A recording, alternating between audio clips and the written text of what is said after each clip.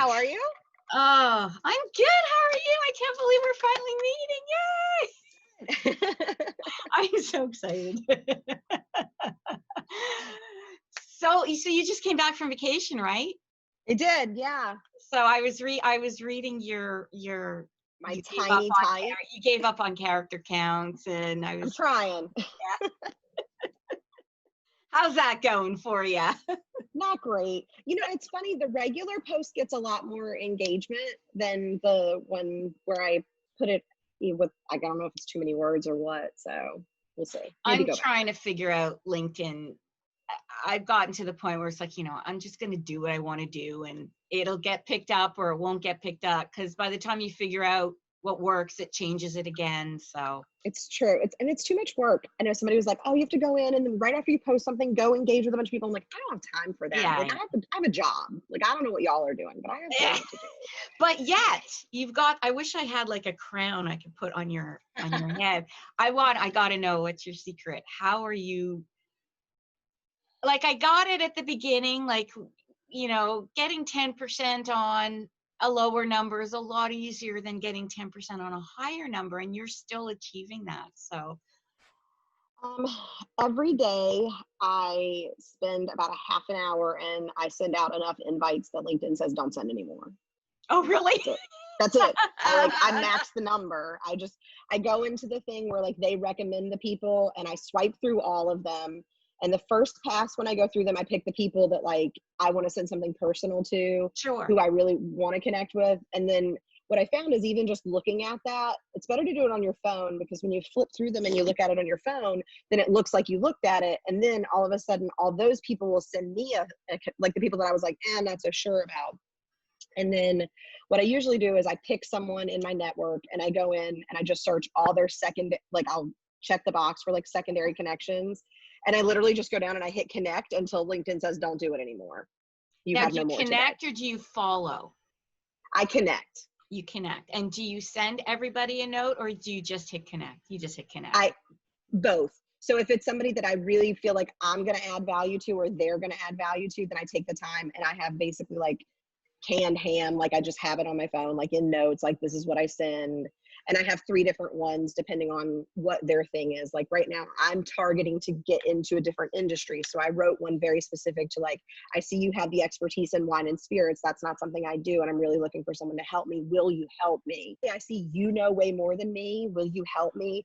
Those people tend to always accept. And I think it's because they don't think they're about to hear a pitch. Yeah. Yeah. Well, nobody wants to be pitched on LinkedIn. Right. I was on a Zoom call yesterday and it's like, it's not permission to sell me something just because I connect with you. I just want to connect with you. Right.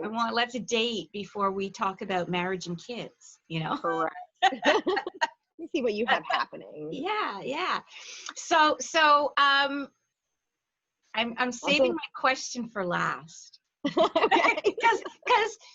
because I just want to learn more about you, because you're just so cool and you're so awesome. Now, how many personalized hashtags do you have now? I know you've got Sheri Share, Sheri Share, and VPofAwesome. And VPofAwesome. Okay.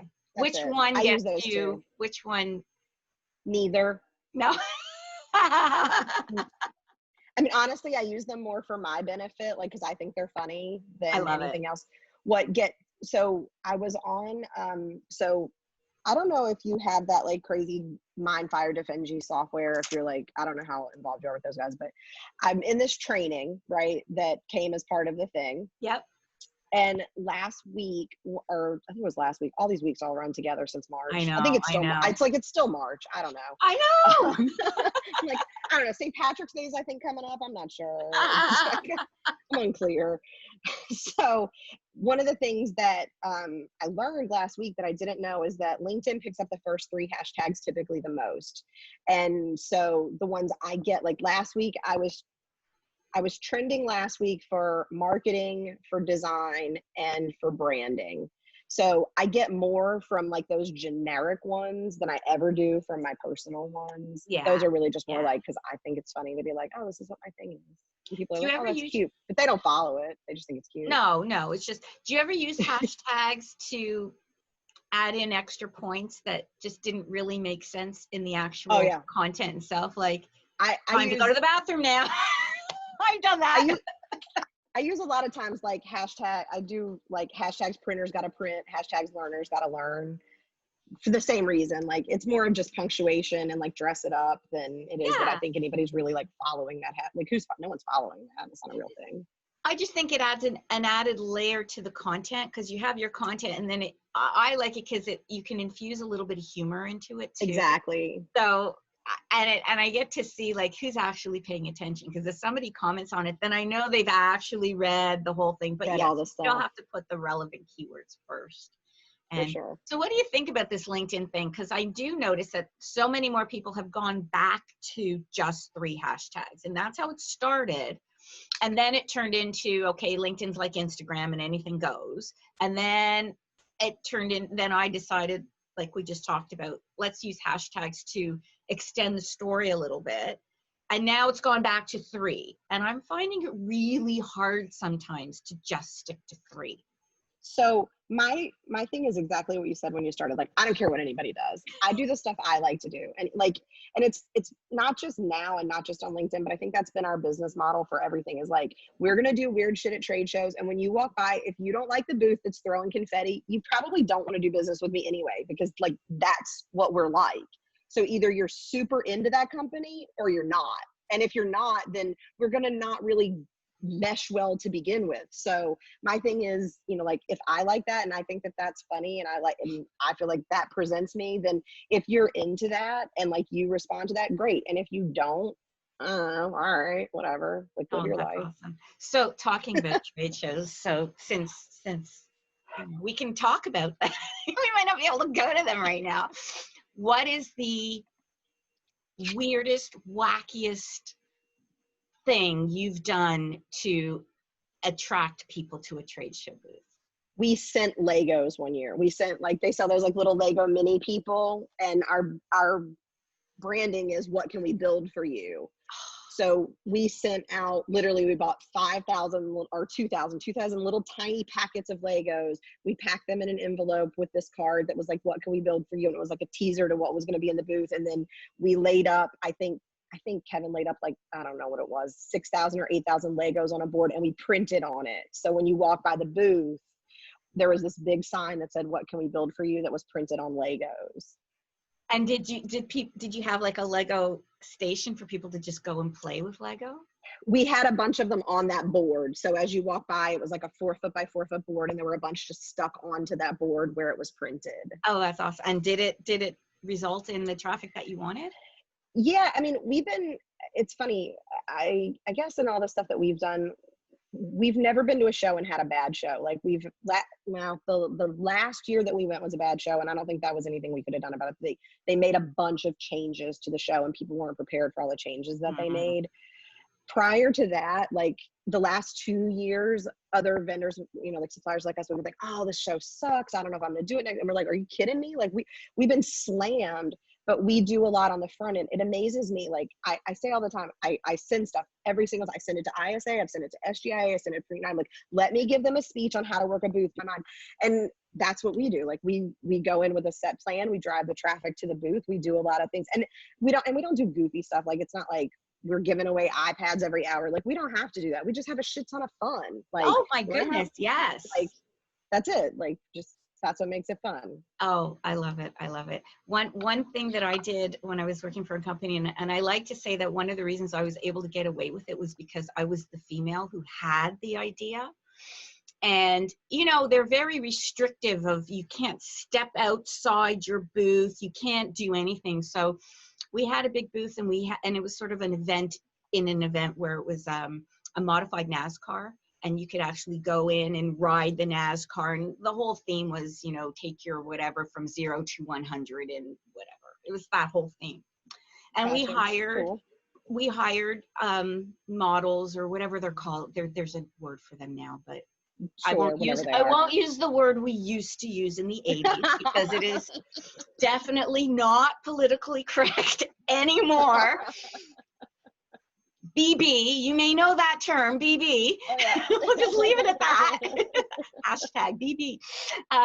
So product demonstrators. And because it was race car themed and it was in Vegas, I bought these like pit crew one piece, they were basically Halloween costumes that we bought with the racing stripes. And we had all color themed. It was blue and orange. So they all had like these orange, I don't know what they're called, like bandana things. So you were able to have them like basically zip down to their belly button. You had the bandana showing and the booth number was on their butts. Nice. And so I would just say, go for a walk. That's all I would say is just go for a walk.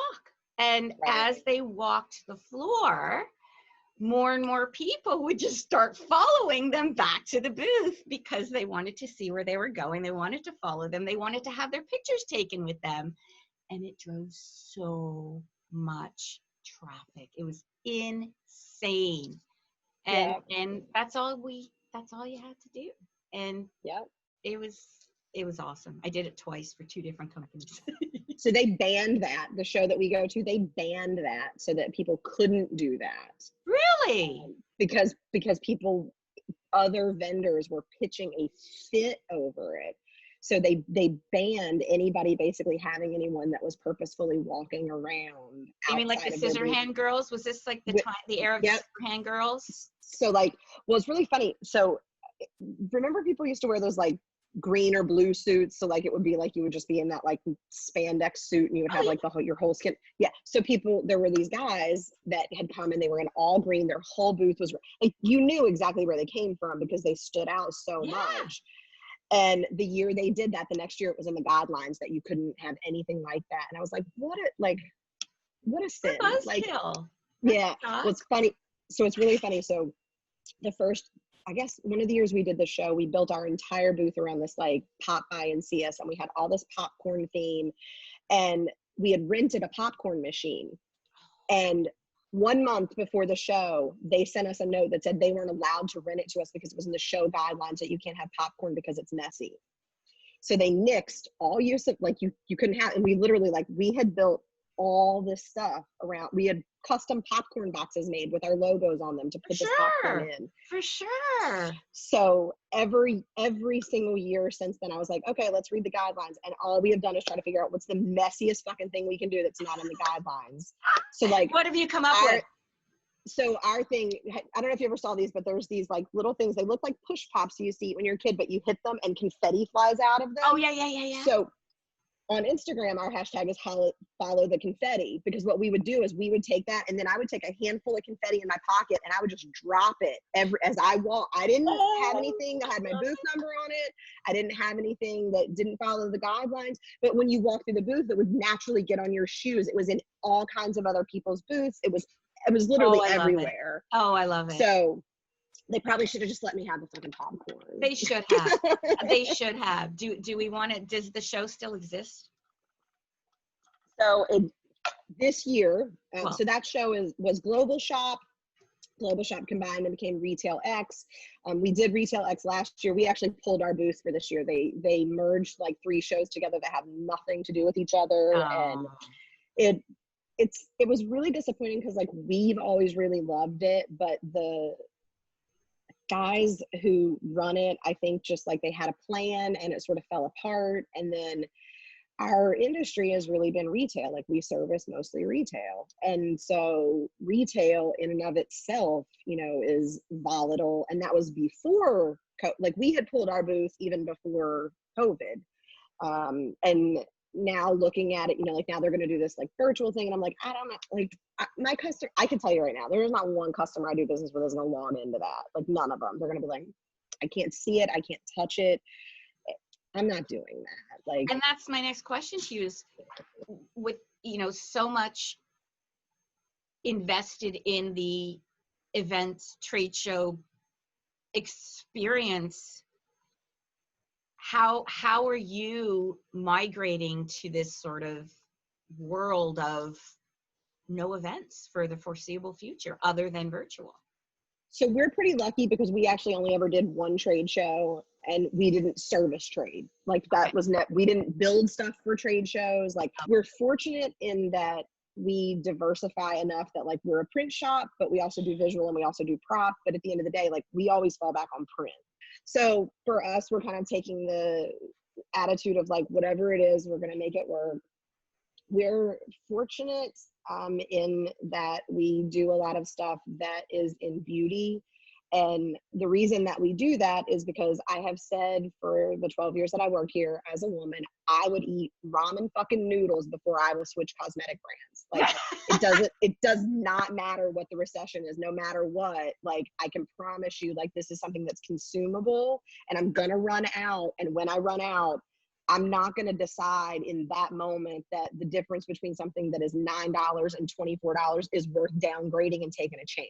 I'm not going to do that. I want to feel good about myself. I might wear the same dress for a whole extra season, but I'm going to run out of foundation. So we're lucky in that we have a lot of good partnerships in that industry, which is a little more recession proof. Now, COVID has definitely had a hit on that because, you know, in-store testing is a huge part of that business. So we're trying to figure out, like, how do we still make that a thing? Like, how do we still provide to the end user? And it's not my end user, like I sell to the retailer, but like, how do we go to the retailer and say, hey, if you build it like this and you get this, you're going to sell. That's where I think, you know, for me personally, I have an advantage because I am that end user. I don't know how to sell. I don't know how to build a display for tires. Like I have no idea. I don't know. I can make it look kind of cute, but like, I don't really fucking know what to do with it. Like I do it, but like not nearly as well as some of the other things. So I think having an understanding of that and the consumer behavior side, my background is in consumer behaviors.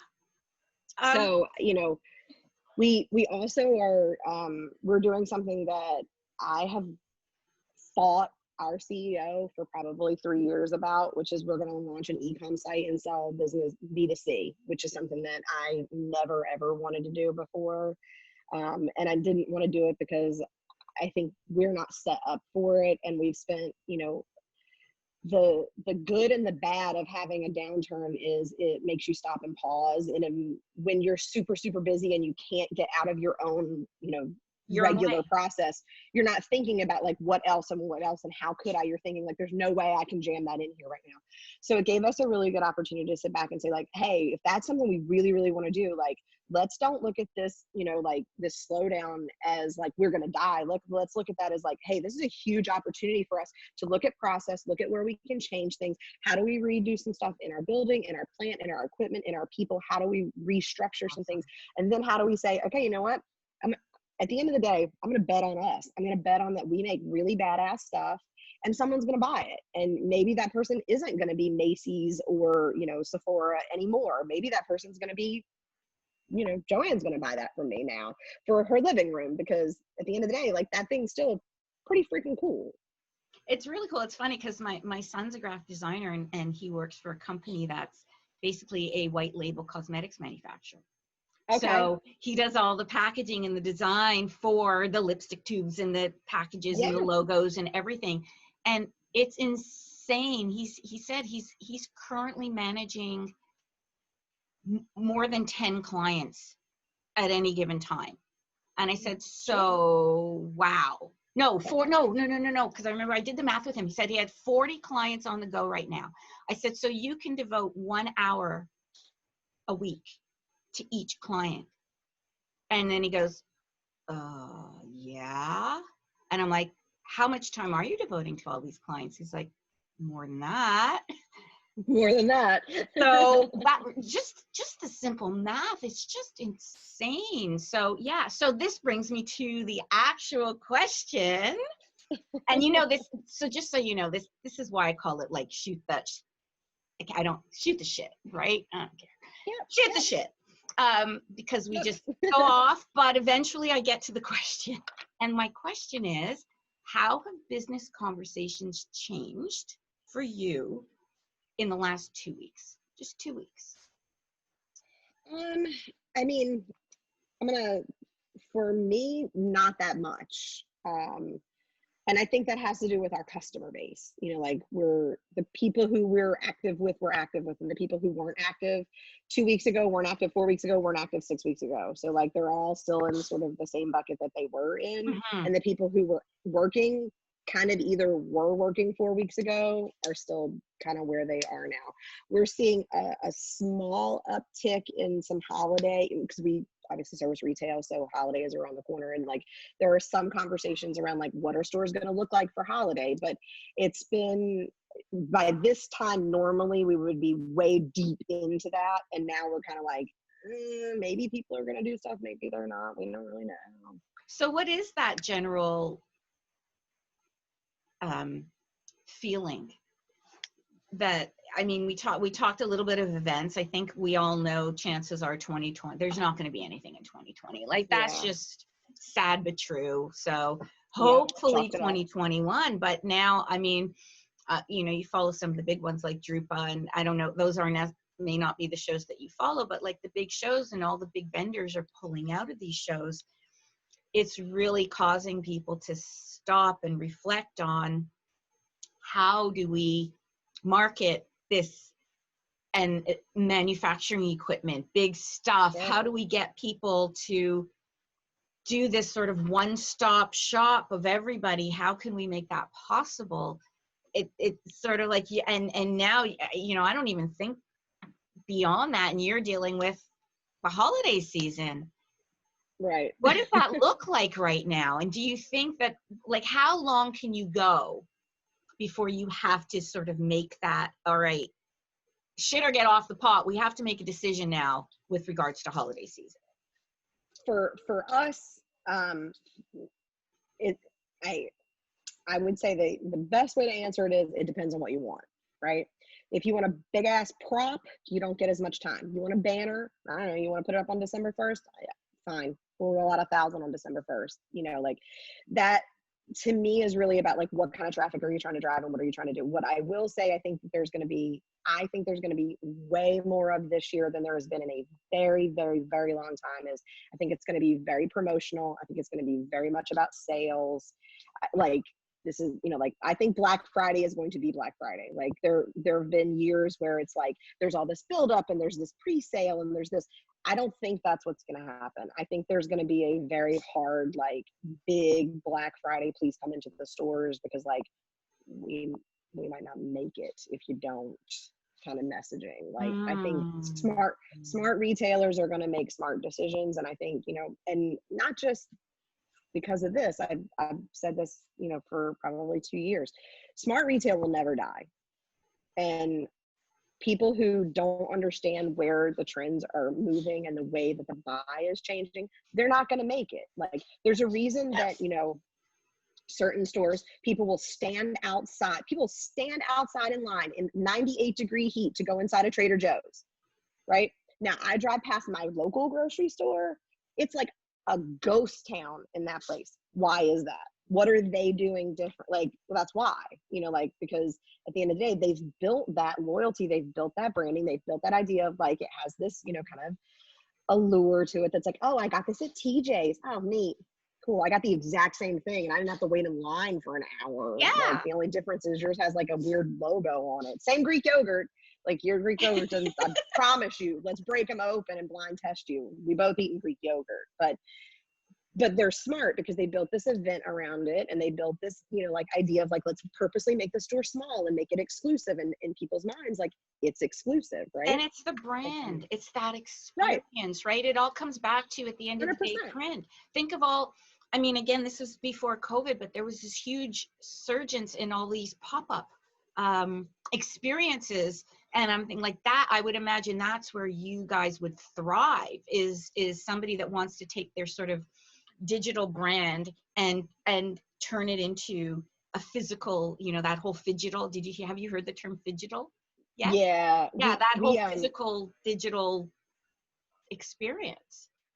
We one of our last year, one of the customers that was like, it was like a sleeper company, came out of nowhere. He's like, yeah, and he's like, but wait till you see what's coming. And like they had no stores the day he called me. They had no physical stores. I'm like, isn't that like, it's like a website, right? And he's like, today. And I was like, what are you trying to tell me? And he's like, and he basically said, he's like, we're going to be in Target and we're going to open our own stores and we're going to open at least 150 stores. And he's like, and people are going to come to the store. I promise you, people are going to come to the store. You should see what we have. And I was like, brilliant. It's brilliant. Like everything that they did to drive traffic into the stores, the way that they set the store, the way that the storefront looks, everything about it makes you want to walk into that store. And people are looking up where the store is and like destination shopping. It's like their whole thing is so brilliant. But it's so smart because everything that they're doing is like, and I really believe that's what smart retailers are going to do, is like they made themselves a showroom. Honestly, I don't want to walk out of Macy's carrying a dress. Like I want to look at it and I want to touch it and I want to try it on, but I don't actually want to physically carry it around the mall with me. I hate that shit. Ship it to my house. I feel like that's where there is opportunity for really smart retailers right now, is like figure out how to not forget about buy online, pick up in store. Let me buy in store and ship it to my house. Yeah. That's what I really love want. that. That's awesome. That's awesome. I hope IKEA is listening.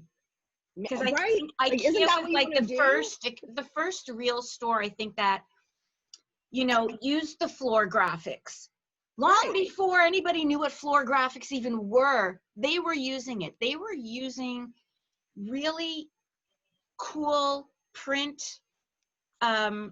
solutions. And nobody knew that's what they were doing. It was really smart. There's so much psychology around it and how they got people to go through the entire store so that they can work their way through them, get sucked into that marketplace, you know, all of it. All of it. I mean, how much have you bought in the IKEA marketplace just because? Yeah, it's like Disney World. You came off the roller coaster, right? It's Disney World. You get off the roller coaster and you got to go through the gift shop. And that's what they did. They forced you through this thing and then you end up in this like gift shop and you're like, oh, I kind of do want this whatever random thing that you in no way need. Oh, yeah, I'm going to buy that. Yeah, I love it. I love it. Bourbon. I can't let you off this without talking about, because clearly you are so passionate about it. And I kid you not, I know nothing.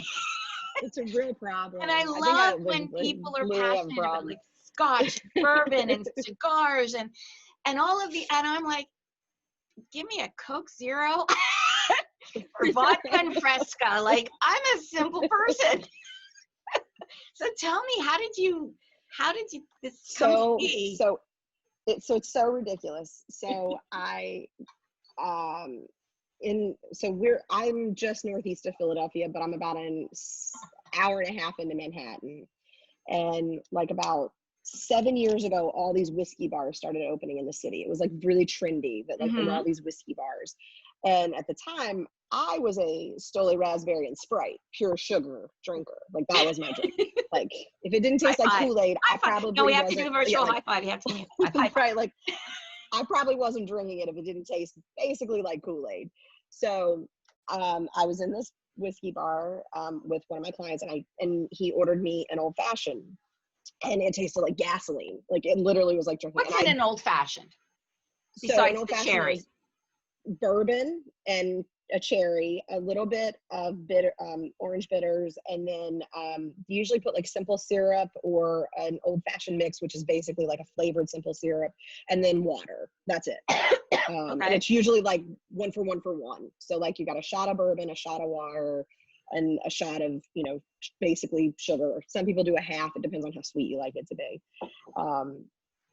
But ultimately, there's never enough sugar in it to make it not taste like pure alcohol. I mean, it's like drinking a drink on the rocks. Like it's intense.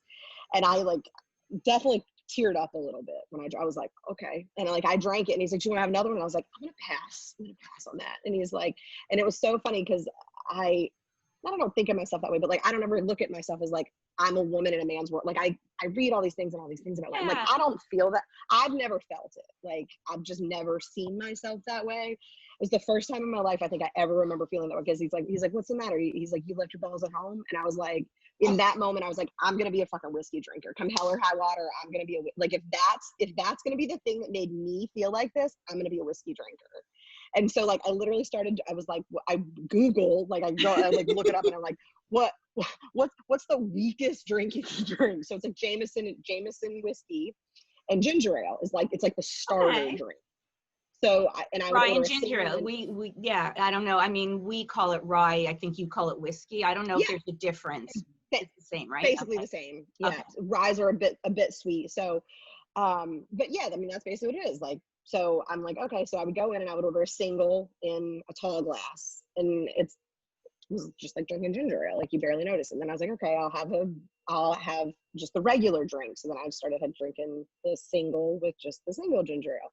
And then I kind of just gradually was like, okay, I'm not going to drink these sweet drinks anymore. Okay, now I'm going to have it with, I still don't really love it, but like I would have it with seltzer instead of ginger ale because it's not as sweet and it's awful. And I'm like, okay, well, that's not good. I'm not for that. And that's sort of what led me to the old fashioned, because old fashions are a little bit, because they put that simple syrup in them, they still have a sweetness to them, but they're much stronger than drinking like Jameson ginger ale. So I was like, okay, I could drink these. I can drink these old fashions. And I found this place, and the way that the guy makes them, he uses this Luxardo cherry, and it is an unbelievably good drink. I don't care who you are. It's like the best drink ever. Oh, wow. So I started drinking them, and I'm like, okay, this is for me. I can drink this. And then literally it's like you develop a taste for it over years. It's like, okay, now I drink bourbon on the rocks, and people are like, now it's so funny because now I watch people do it and they tear up the way, and it's like, it literally to them tastes like gasoline, and I'm like, oh no, it's real smoky. That burn is really good.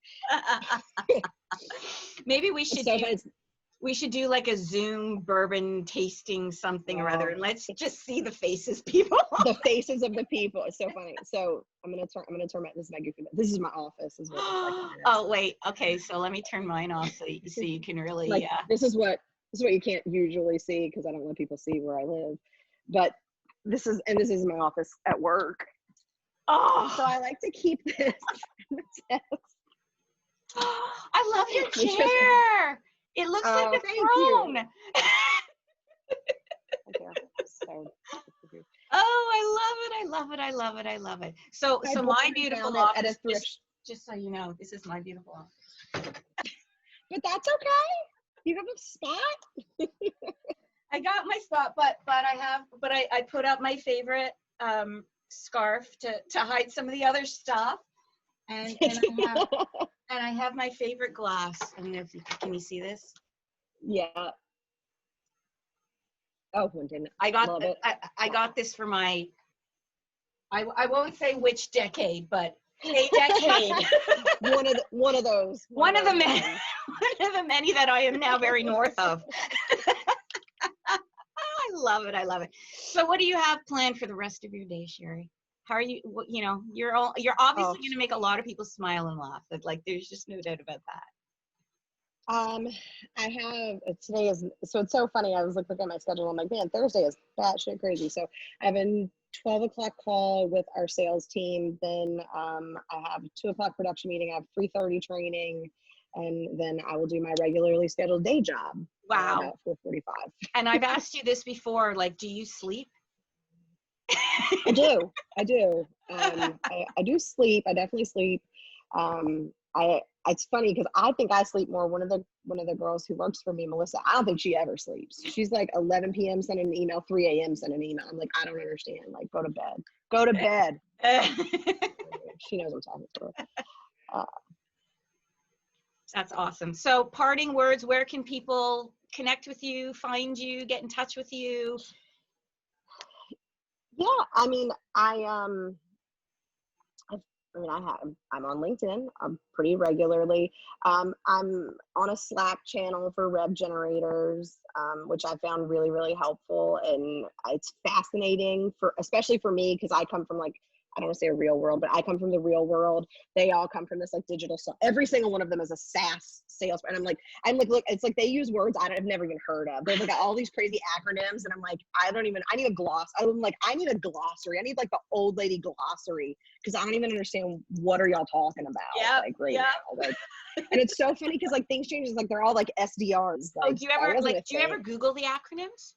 All the time, right? I have no idea what they're talking about. They're like, oh, SDR this, and I'm like, well, I don't know what that is. And I look it up, and it's like, oh, it's a salesperson. That's your acronym for salesperson. Why don't you just say you're a sales? like, it's 2 extra letters. You couldn't just be like, sales? Like, you went to the trouble of SDRS. You couldn't just say sales. I don't know. It seems like it'd be way easier, but whatever you want to be. I love it. So yeah, that's it. And then, you know, I'm an Instagram user. I love Instagram because I love pretty pictures. I'm a visual person. Oh, so. see, I'm so busy looking at stuff that I always forget to take pictures. So there's nothing. Yeah, but you know what? That's really good though. No, that's not a problem. I said, you know, it's so funny. I said to my daughter, I have a daughter, she's gonna be 15 in September. And I tell her all the time, I'm like, you got to live your life, not document your life. Live your life, don't document your life, because all these kids, like every one of them. And I took her to a concert, the first concert she ever went to.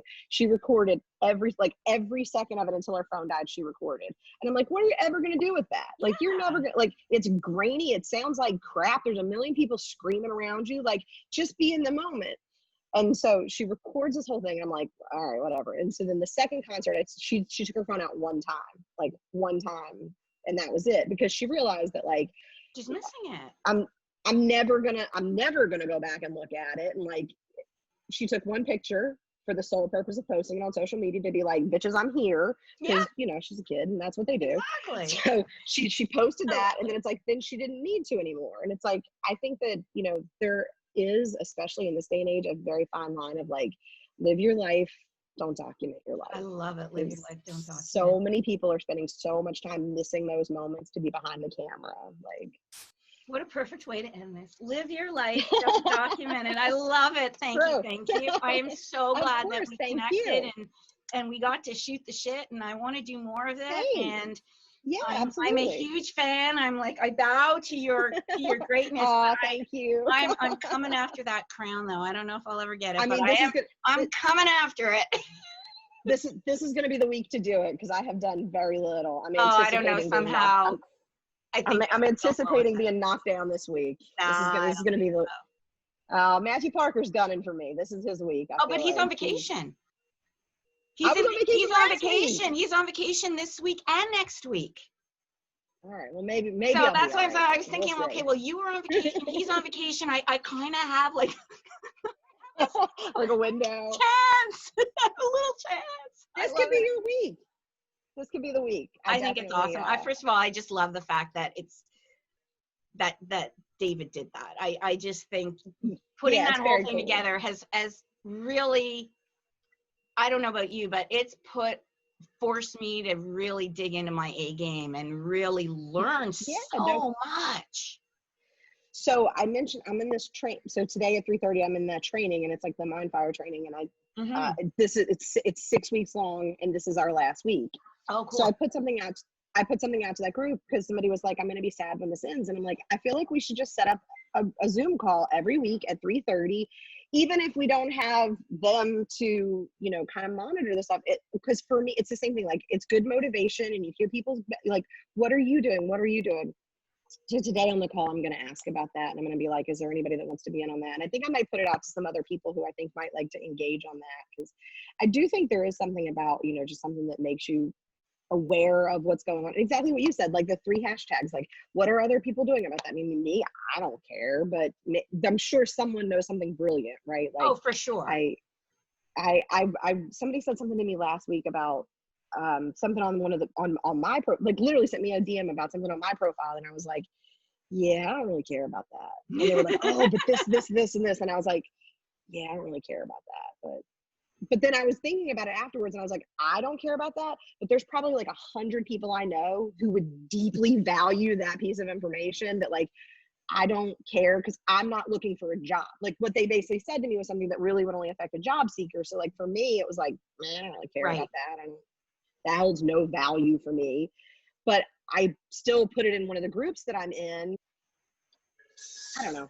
There's all kinds of things like that, like weird tips and things that so many I feel tips like people pick up, and it's awesome. It's nuts. It's awesome. I love it. It was so nice to meet you. I think this was awesome. We've got to do this again. Let me know if you have any other like Zoom groups or stuff. Yeah, absolutely. Love to be in there. Have an awesome rest of your day, rest of your week. Great weekend. Thank you. You too. Bye. Nice to meet you.